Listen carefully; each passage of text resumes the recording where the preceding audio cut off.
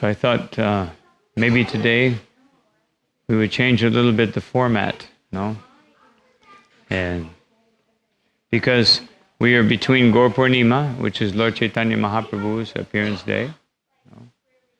Everyone knows Lord Chaitanya Mahaprabhu? Okay. And we are coming up to Ram Navami. No?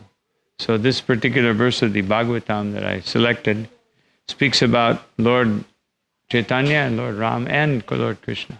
This is the Shadbhuja verse. No? This is a very famous form of Lord Chaitanya manifested in Jagannath Puri. He also manifested in Navadip, which it's a form of Krishna with 6 arms. 2 arms of Krishna playing the flute, 2 arms of Lord Ramachandra holding bow and arrow, and 2 arms of Lord Chaitanya holding his sannyas staff and water pot. So this is the 3 most prominent forms of Sri Krishna. Krishna, Ramachandra, and Chaitanya Mahaprabhu. So this particular verse speaks of all 3 of those incarnations in one verse, in different ways. It's a little long, the purport, but I think it's a very interesting verse for this time of the year. Bhagavatam provides something for every day. Actually, the spiritual master, Srila Prabhupada, Srila Bhaktisiddhanta Saraswati Thakur, he went to Sri Radha Kund, which is the most elevated place in the whole planet, in the whole universe. And so there were many Babajis. They were expecting him to speak on very high subjects of Radha and Krishna. But he could see that they weren't very, strict in their habits. So he's practically the whole time, 3 months, he spoke on the first verse of Bhagavatam and another famous verse of the Bhagavatam, Savai Pumsa Paro Dharmo Yato Bhaktir Dhoksaje. Otherwise, how to become fully surrendered to Krishna. Just like one time, Srila Prabhupada, he was, sometimes he would speak to professors. So this one particular professor, Prabhupada, was speaking to him. Now he said, please explain to me the esoteric pastimes of Radha and Krishna. And Prabhupada said, who are you? And he said, I'm Professor so-and-so. And Prabhupada said, no, who are you? And he said, I just said, I'm Professor so-and-so. And Prabhupada said again, who are you? And so he didn't know what to say. So Prabhupada said, so how can we speak about Radha and Krishna if you do not know who you are? You are actually spirit soul, Jivatma, servant of Krishna. So until you understand you're a servant of Krishna, then how can we talk? He said, no, but I wanted to speak about Radha and Krishna. Prabhupada said, we are not interested in Radha and Krishna. We must first understand who you are. If you don't understand who you are, how will you understand where you came from? So sometimes we want to speak about something very elevated, but we don't have the basic understanding. Because another thing that Srila Prabhupada said, that in Kali Yuga, the characteristic of Kali Yuga is that the divine becomes mundane and the mundane becomes divine. Otherwise, people take Radha and Krishna with the most elevated concept in spiritual life. Understanding the love between Radha and Krishna has nothing to do with the relationships that we have in this world. Those relationships are derived in a very, very remote way from Radha and Krishna. Otherwise, the relationship husband-wife, man and woman, etc. But it has nothing to do with. We cannot understand the love between Radha and Krishna by understanding the relationship between 2 mundane people.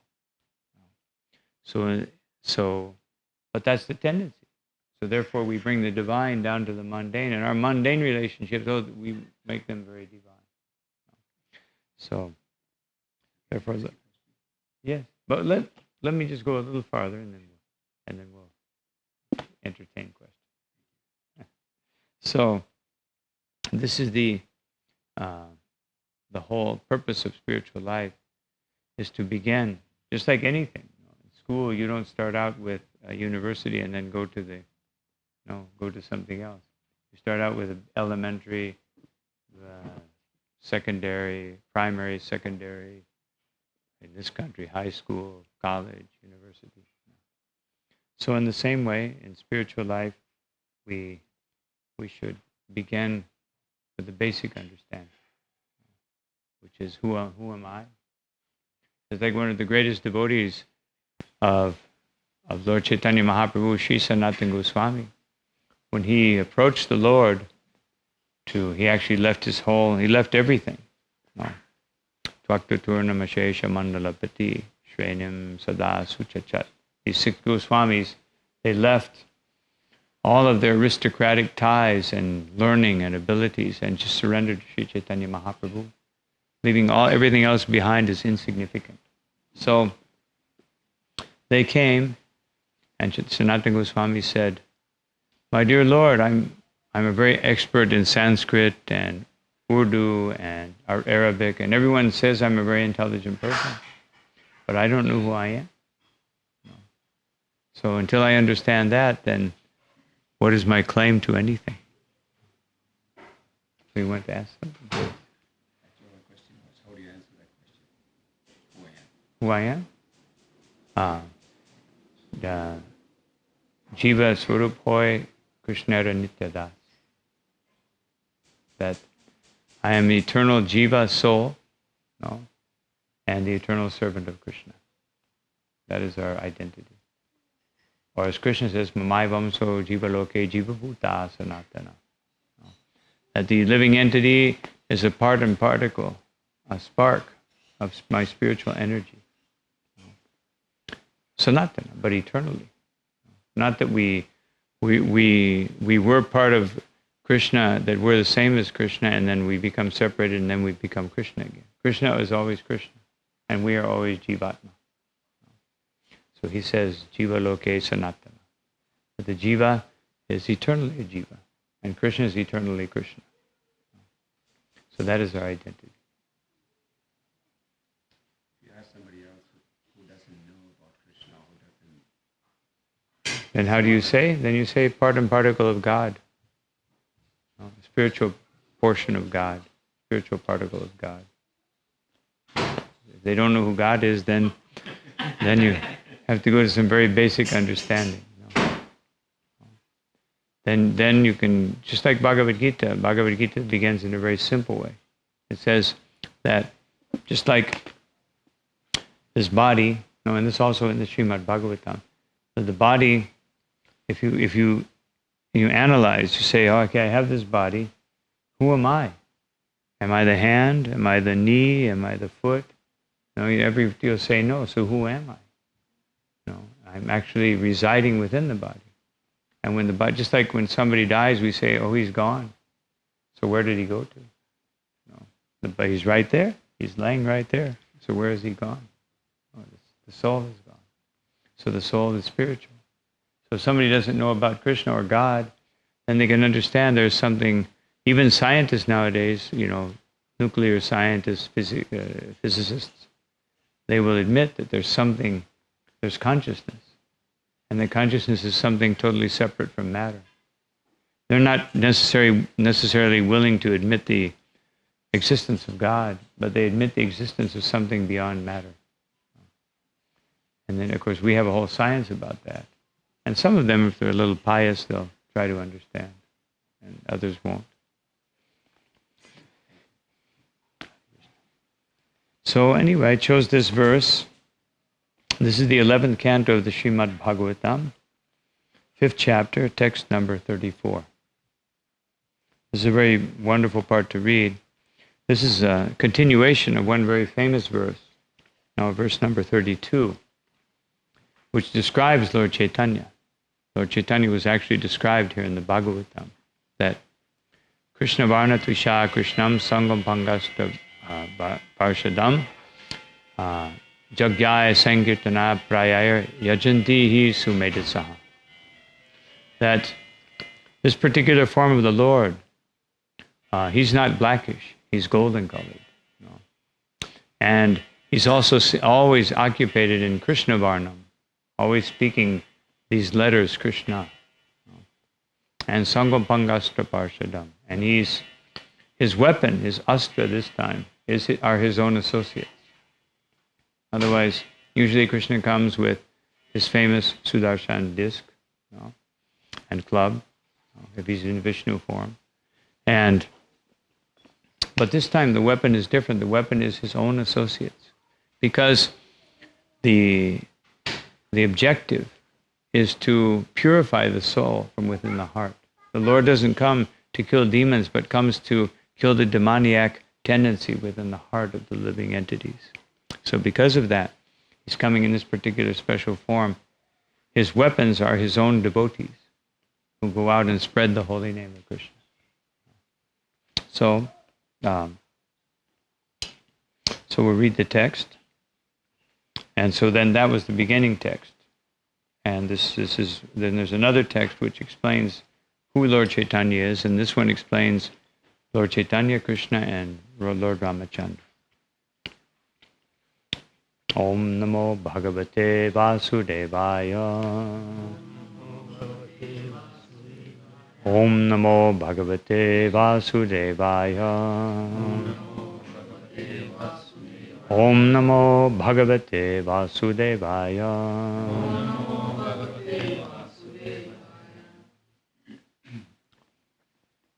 Chaktva sudustyaja surepshitara jalakshmin tamishta arya vachasa yadagadharyan aranyam mayamigam daita yapsitam anvadhavad vande mahapurusha te charanaravindam.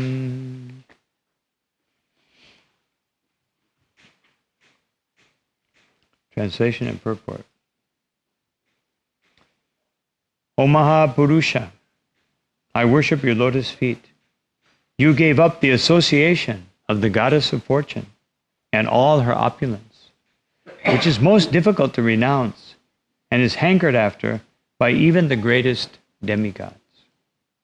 Being the most faithful follower of the path of religion, you thus left for the forest in obedience to a Brahman's curse. Out of sheer mercifulness, you chased after the fallen conditioned souls who were always in pursuit of false enjoyment of illusion, and at the same time engaged in searching out your own desired object, Lord Shamsundar. So the purport.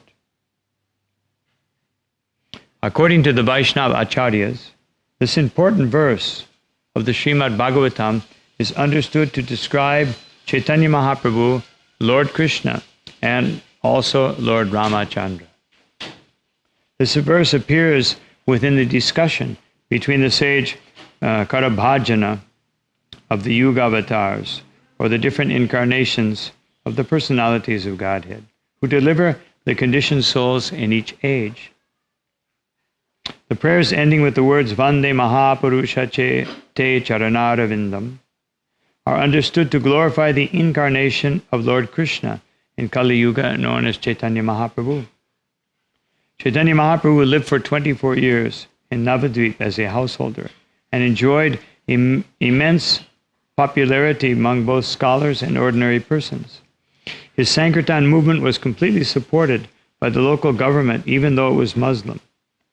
And Chaitanya Mahaprabhu had the pleasure of marrying the goddess of fortune. No ordinary woman of the material world, no matter how gorgeous she may be, can in any way compare with the beautiful goddess of fortune. Everyone in this universe, including Lord Rama, is searching after the goddess of fortune. Therefore, it is stated here, Surapsita. However, Chaitanya Mahaprabhu is Lord Krishna appearing as a Brahmin, and therefore he is certainly dharmishta, or most religious. Actually, the Supreme Personality of Godhead is always dharmishta. Whether he appears as a cowherd boy, or a great king, or a Brahmin, because the Lord himself is the original source and personification of all religious principles. However, In the pastimes of Chaitanya Mahaprabhu, there are very few political or economic activities. Chaitanya Mahaprabhu appeared as a great philosopher Brahmana, and thus he is certainly Dharmishta.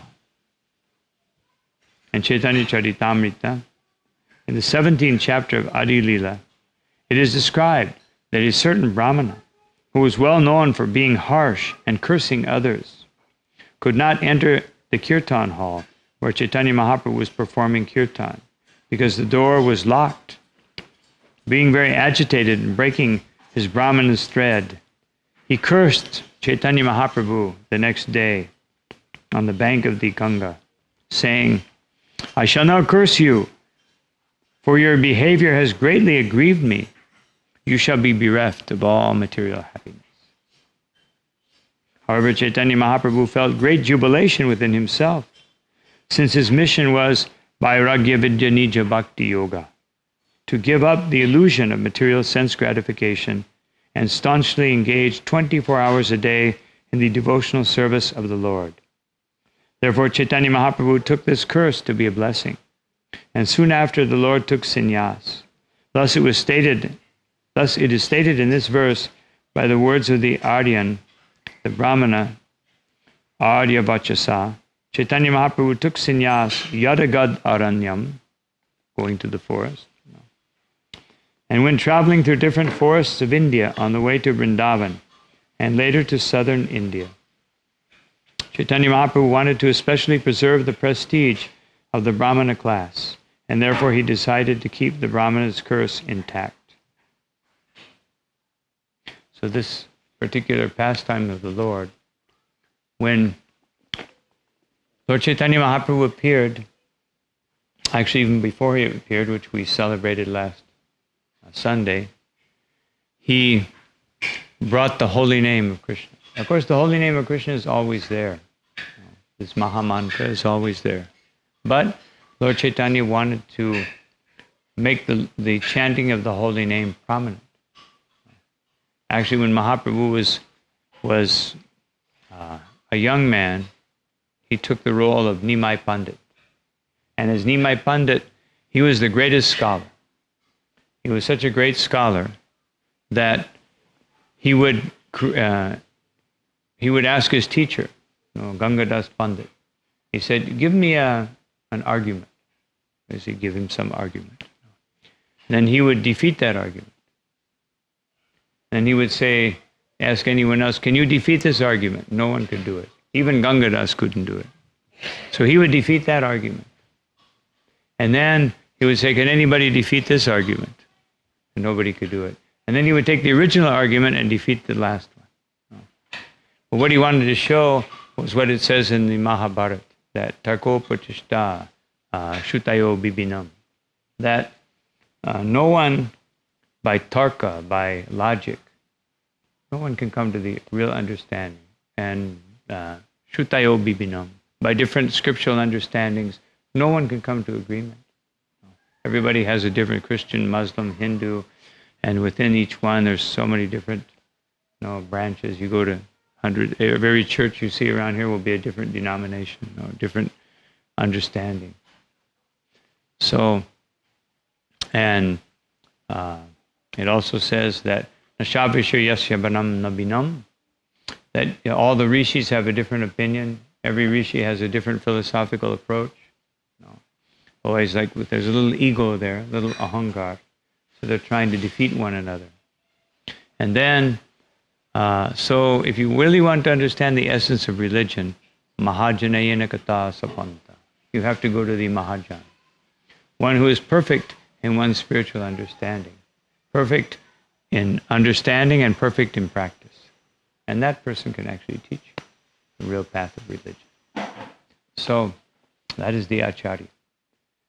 So, Chaitanya Mahaprabhu took this role of Nimai Pandit just to show that by logic, by intellectual pursuit, one cannot understand the Supreme.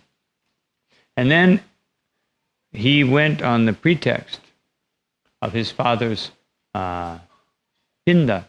He went to Gaya. And there he met his spiritual master, Sri Ishwarapuri, who initiated him in the chanting of the holy name. But actually, Chaitanya Mahaprabhu, even before he was born, he brought the holy name. He was born during the eclipse. And during that eclipse, you know, as everyone knows in India, here everybody thinks an eclipse is very nice. Everybody goes out and watches it, you know, with some lens or something. But in India, they know the eclipse is not very auspicious, and everybody goes to a holy river. So everyone went to the Ganga, and they chanted the holy name of Krishna. Even some people who had never chanted the holy name began to chant unconsciously by Lord Chaitanya. And Lord Chaitanya smiled within. He was very happy. Now I can come in the midst of the holy name. Every time when he was a baby, every time he began to cry, he would never stop crying unless everybody started chanting the name Hari, Hari. Then he would stop crying. And one time he was crying. Sometimes he would cry and say, he would see the birds and he would say, I want the bird. And he would start crying because he couldn't get the bird or the star or the moon or the sun or the stars. But then people would chant, Hari, Hari, Krishna, Krishna, and he would stop. But one time he didn't stop. Nobody could stop him. What's wrong? What do you want? He said that, oh, there's two brahmanas, Jagadish and Hiranya. This was on Ekadashi. And he said, so they're preparing a very nice Kadashi feast for the Lord, although they're fasting. So if you bring me that, I will be cured. So he actually revealed at that point that he was the Supreme Person, because he was defining it was Ekadashi. He was saying that the Brahmins are fasting, but I want to eat grains. So he's saying, I'm Krishna, but nobody understood. They thought he was just a little boy. He's being empowered by Lord Govinda, but he's just a little boy. So they brought him the offering, and everybody was very happy. Even Jagadish and Hiranya said, he must be empowered by Govinda, because how could he know it was Ekadashi? He's only 5 years old. No, it was actually not even 5, about 4.5. And how can he know these things? How can he understand that we were making this wonderful offering?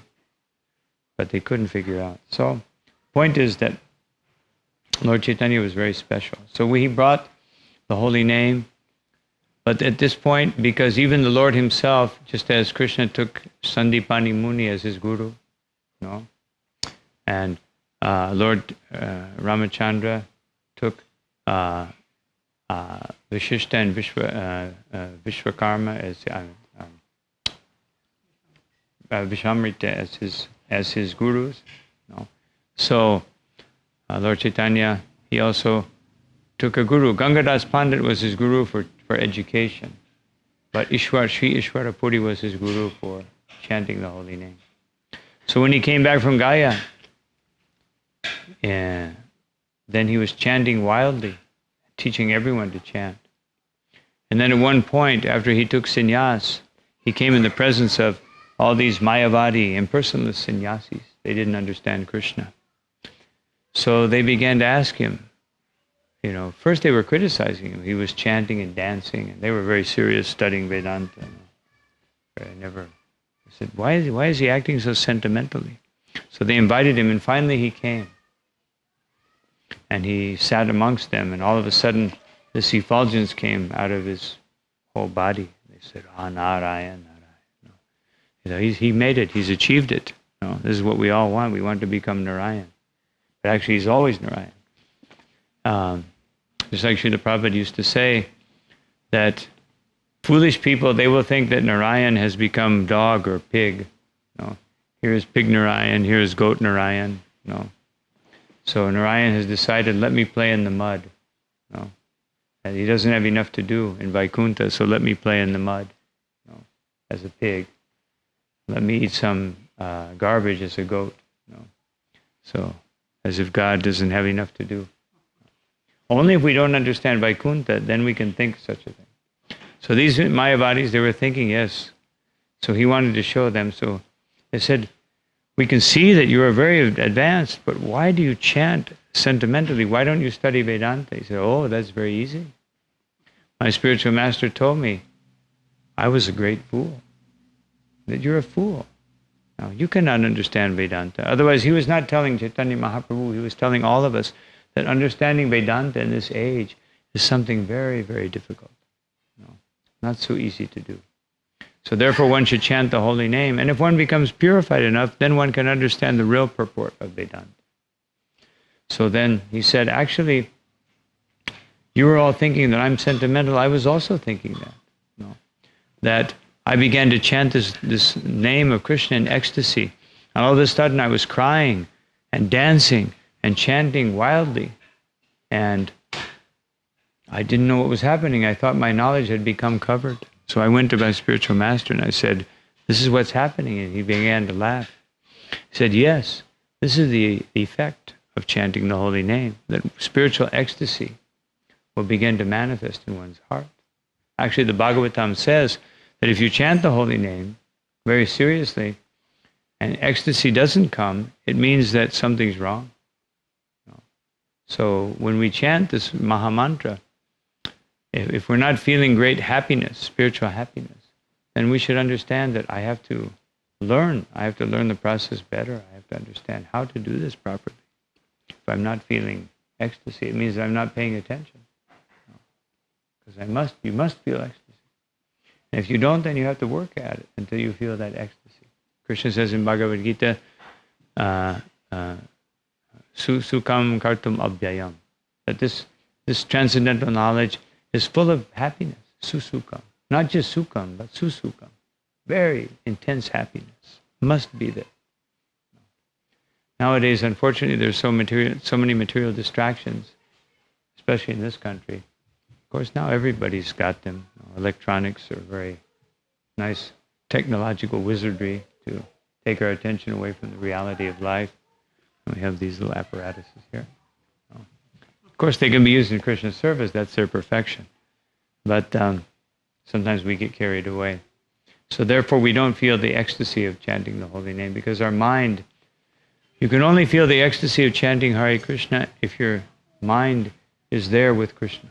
Krishna is his holy name. Binatvam nama namino. There's no difference between Krishna and his name.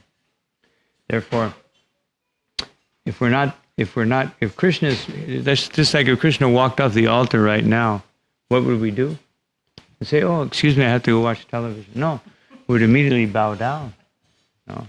So Krishna is accompanying us in his holy name. We should pay attention, no, and be there with him. Experience the presence of the Supreme Personality of God. This is the purpose of chanting. So Lord Chaitanya, he said his spiritual master told him that actually when you chant this holy name properly, then there will be trembling in your body, perspiration, tears will flow from your eyes. No, your complexion will change. There will be so many spiritual transformations. This will eventually come. So he said, the fact that this is happening means that you have actually perfected the chanting of the holy name. I'm so happy. And then he quoted from the Srimad Bhagavatam, a verse that's actually very nearby this verse. No, that, well, it's actually a little before. This morning we spoke about brata, Dvadashi brata, or taking vow. So he said, Evam vrata swapriya nama kirtya. When one takes the vow of chanting the holy name and dancing in ecstasy, then jatanurago chittadrupya uchchai. That immediately one will feel this anuraga, this immediate attraction. No? And one's heart will melt.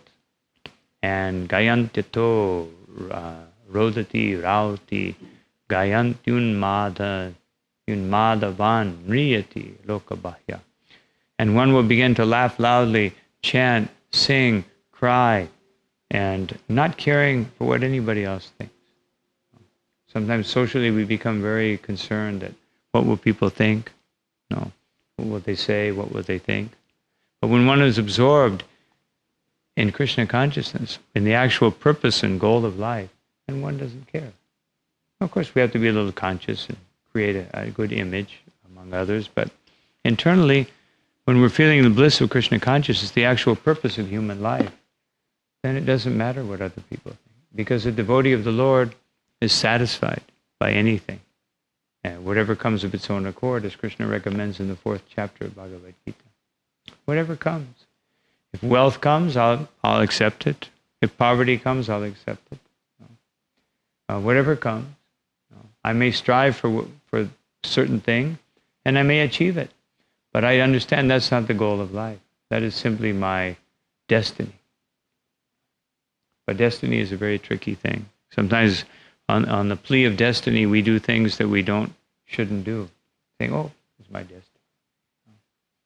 So destiny is the ultimate result of our efforts. But our goal should always be serving the Supreme Lord. So anyway, that's Lord Chaitanya. And so after he began to chant the holy name in great ecstasy, he began his Sankirtan movement. He began to prepare to give this holy name to the whole world, to the whole universe. So he did that in the house of Srivas Thakur. He had these ecstatic kirtans, but only with his very intimate devotees. He would close the doors. And because the doors were closed, many people gathered outside, and they were all disappointed. So the very pious, the impious people, the atheists, they would say, just see, who knows what they're doing in there? Maybe they're drinking wine. Maybe who knows what they're doing? And the very proud people like this Brahmin, why am I not in there? I'm a Brahmin, I'm this, I'm that. One other Brahmin, he was a brahmachari, said, I just drink milk and I meditate all day. Why am I not being allowed to come in? So they were complaining. And the pious people were thinking, because these other people are creating a disturbance, we're not allowed to come in. No. But nobody was allowed. So this particular Brahmin, he became very angry because he was so proud, thinking, I'm the best of the Brahmins. I'm some more qualified. I know more mantras than anybody else. I have more knowledge than anybody else. So I should be in there. So Lord Chaitanya wouldn't let him in. He requested repeatedly. And so he took his Brahmin thread, he broke it. He said then, I curse you, you will never be able to enjoy material happiness. And Lord Chaitanya said, thank you very much. This is what I always want. Actually, on another occasion, Lord Chaitanya and Nityananda were chanting, passing by the house of one sannyasi, but this wasn't exactly a standard sannyasi because he had a female companion. So, of course, that was a little suspicious to begin with. And then he came out, they stopped and they were saying, why don't we meet this saintly person? And so finally he came out and they said, so my dear sir, can you give us a blessing? I said, yes. I bless you with long life, wealth, happiness, and a good wife. And Lord Chaitanya said, that doesn't sound like a blessing from a sannyasi. No. I thought that you would give me love of God. No. These are the things we want to avoid. This is not included in the ultimate goal of life. And the sannyasi said, just see, Kali Yuga is certainly here. I have traveled all over the world, and this impudent Brahmin boy is telling me what to do. So anyway, Lord Chaitanya thought that the real blessing in life was to get Krishna praying, love for Krishna. So that's how this particular thing happened. So Sri Vishwanath Chakravarti Thakur has explained the word Maya Mrigam as follows. Maya means one's so-called wife, children, and bank account, which keep one firmly bound up in the material bodily concept of life. The word Mrigam indicates mrigati, or to search out. Thus, Maya Mrigam indicates the conditioned living entity who is always frantically searching for the latest up-to-the-minute sense gratification in the material bodily concept of life. Society, friendship, and love. Anyadavat indicates that Chaitanya Mahaprabhu was always visibly going here and there, running, searching after the fallen conditioned souls. Chaitanya Mahaprabhu would sometimes embrace the conditioned souls on the pretext of religious friendship or ecstasy. But actually the Lord was touching the bodies of the conditioned souls to pull them out of the ocean of material existence and hurl them into the ocean of ecstatic love of Godhead. Thus Chaitanya Mahaprabhu is the most merciful and munificent incarnation of the Lord, whose mercy surpassed the bounds of mundane discrimination in the matter of caste, color, and creed. When Lord Chaitanya had taken sannyas, and he was on his way to Jagannath Puri, just on the bank, actually, before coming to Jagannath Puri, he was traveling and he met one washerman. So he told the washerman, he said, "I want to give you something." So the washerman goes, No, I don't have time now. No, I don't have any time. He's thinking, the sannyasi, he wants to give me some mantra and then I have to give him some donation. So didn't want to. He said, No, I'm very busy. No, but I want to give you something. No, you please take it. I want to give you something. No, thank you very much, sir. I don't have time right now. I'm very busy. No, I want to give you something. It will only take very short. I just want to give you something. No. And he said, so finally, I'll just, entertain him. I'll just, sometimes when somebody's bothering you, you just say, okay, so get him out of the way. So he said, the only thing I want you to do is just say Hari Bol. He's thinking, what's he going to do if I say that? Then he's going to, He said, well, what will I have to do? No, nothing. No, you just say it. No, you just say Hari Bol. No. And so he said, okay, Hari Bol. And then the Lord touched him.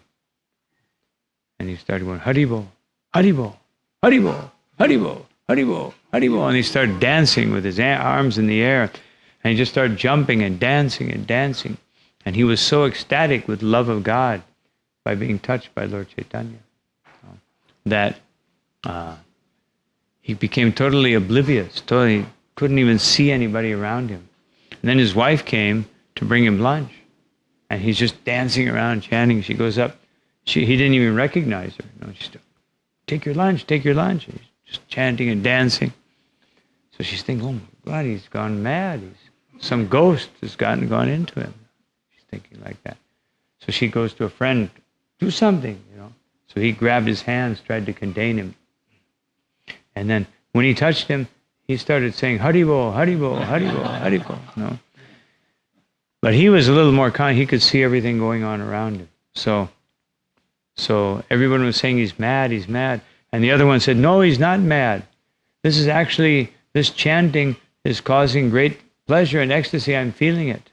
And so he touched another man. And he started chanting. And then, finally everybody started chanting. Even the wife started chanting. So this is how Lord Chaitanya's mercy spread, as it says here. He would just touch people, he would embrace people. Even his sannyas guru, Keshava Bharati. When Lord Chaitanya took sannyas, of course, no one can initiate the Supreme Lord. He actually initiated Ishvara Puri. And he also, when Keshava Bharati, he was saying, I don't know how I can give you sannyas, you're so qualified. And then Lord Chaitanya, when he said that, he said, actually, last night I had a dream. And in that dream, some mantra was revealed to me. So I want you to hear this mantra and tell me if it's bona fide. It was actually supposed to be the sannyas mantra. So he went up to Keshava Bharati in his ear and he told him the sannyas mantra. So he actually initiated it first. And then he said, so is that the right mantra? Yeah, that's it. And then he gave it back. So formally, Keshava Bharati initiated him, but not unformally. Then just by hearing that mantra from Lord Chaitanya, he was purified. And then after he took sannyas, Lord Chaitanya came up and embraced him. And Keshava Bharati began to dance in ecstasy. He was going around in circles so fast that his clothes flew off, and he didn't even realize it. He was just dancing in ecstasy. So this is the power of Lord Chaitanya's kirtan. The word dayitaya can be expressed as follows. The Sanskrit word daya means mercy. Thus, by grammatical derivation, the word used in this verse, dayitaya, indicates that because of being the most merciful, Chaitanya Mahaprabhu was busily engaged in rescuing the fallen conditioned souls who are completely distracted and bewildered by the external illusory energy of the Lord. The quality of being the most merciful is part and parcel of the character of the Mahapurusha, or the Supreme Personality of Godhead. According to Jiva Goswami, this verse also describes the incarnation of Lord Krishna himself in his original blackish form. So otherwise, that that part, now we've summed up the discussion of Lord Chaitanya. This is how the verse describes Lord Chaitanya. Now he explains, Jiva Goswami, one of our greatest acharyas, explains how this verse pertains to Krishna. Thus the words Surapsita Raja Lakshmi indicate Sri Mathura Sampati, or the opulence of Mathura. Mathura is described in the Vedic literature as the reservoir of all opulence because of the touch of the Lord's lotus feet in that precinct. But Krishna, although taking birth in the opulent city of Mathura, transferred himself to the forest village of Vrindavan. No. So that's it says here, Yadagad Aranyam, that he goes to the forest. No. And the word Arya Vachasa indicate the order of Lord Krishna's original parents, Vasudeva and Devaki. No. Both Vasudeva and Devaki expressed their fear at the threat of Kamsa. Now, even though Krishna had appeared before Vasudeva and Devaki with his crown, 4 hands, this is not an ordinary way a child appears. Generally, they come out covered by blood, and but he came out. He didn't even come out. He just appeared. He was transferred directly from the womb of Devaki, and he appeared.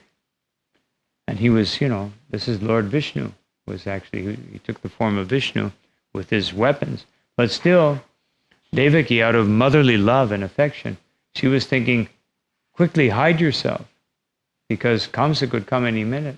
She's thinking, and you're pretty obvious, no? You're glowing with transcendental effulgence, and you have 4 arms, so it'll be pretty obvious that you're Vishnu.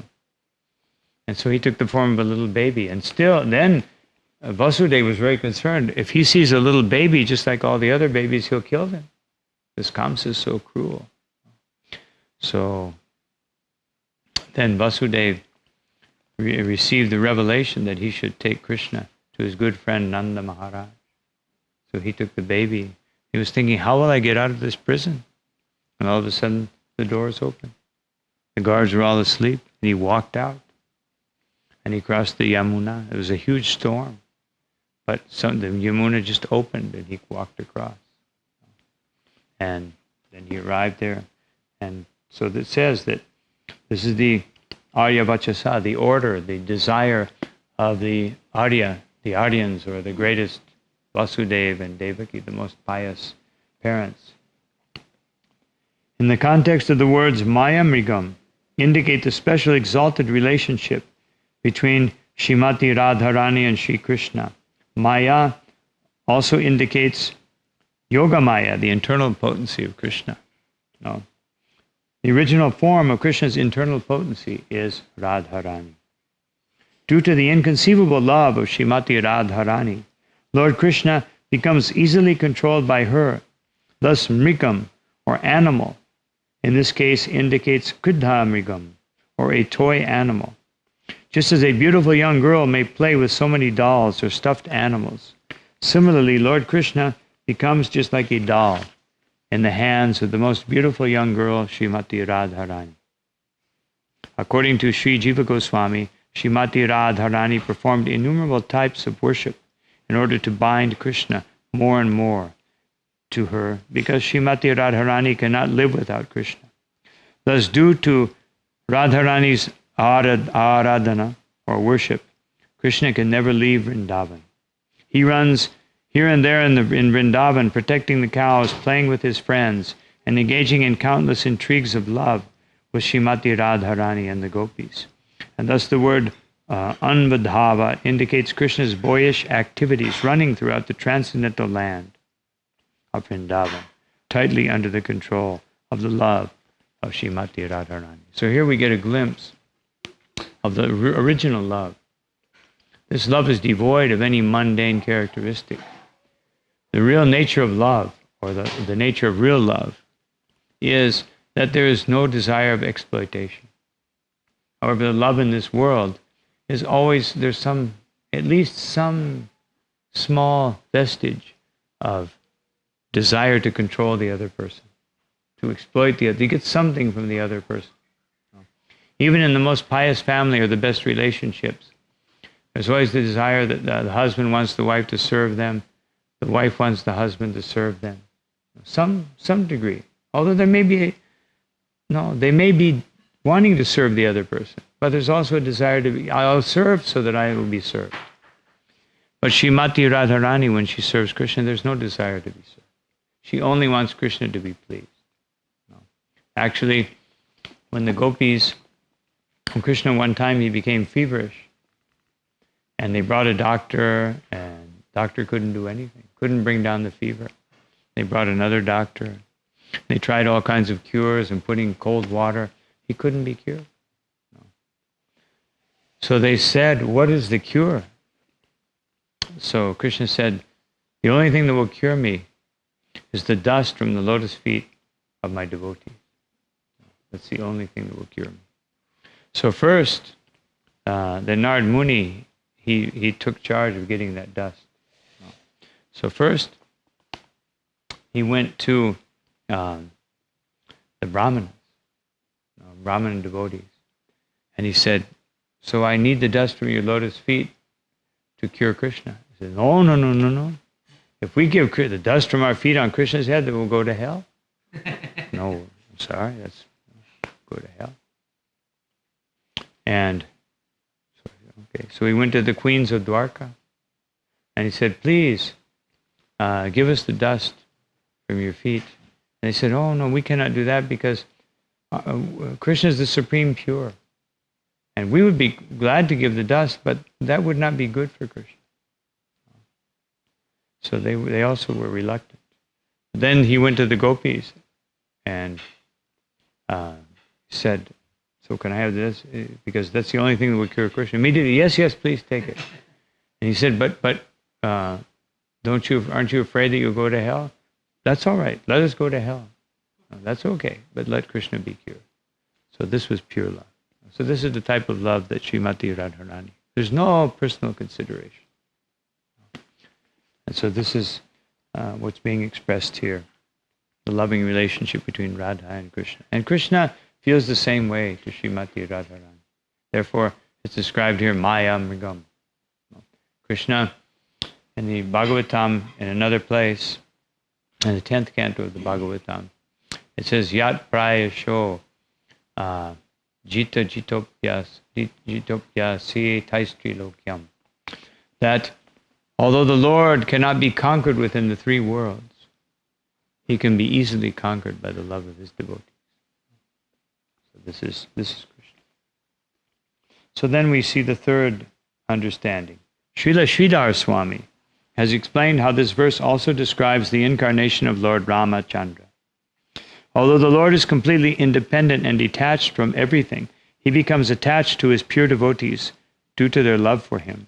In the great capital of Ayodhya, all the citizens loved Ramachandra more than can be described. In this context, Arya Vachasa means that by the order of his